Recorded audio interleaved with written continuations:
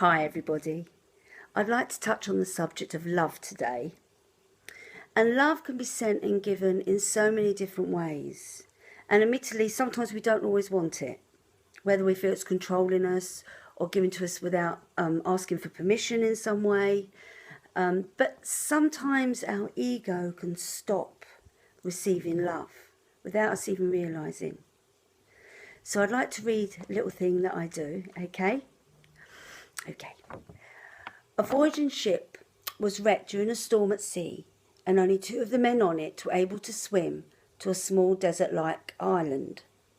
The 2 survivors, who had been good friends, not knowing what else to do, agreed that they had no other recourse but to pray to God.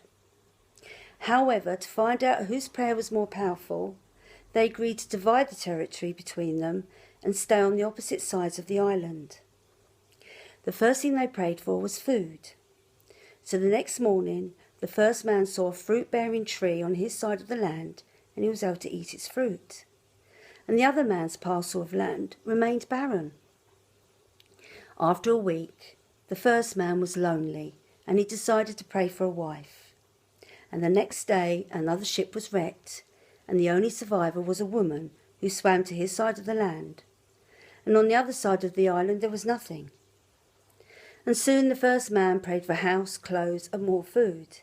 And the next day, like magic, all these things were given to him. However, the second man still had nothing.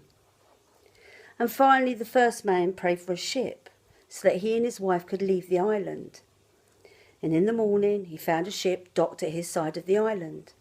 And the first man boarded the ship with his wife and decided to leave the second man on the island. He considered the other man unworthy to receive God's blessings, since none of his prayers had been answered.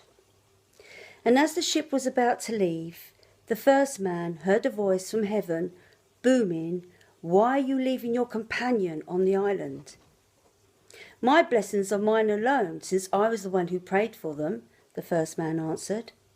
"His prayers were all unanswered, so he does not deserve anything." "You are mistaken," the voice rebuked him.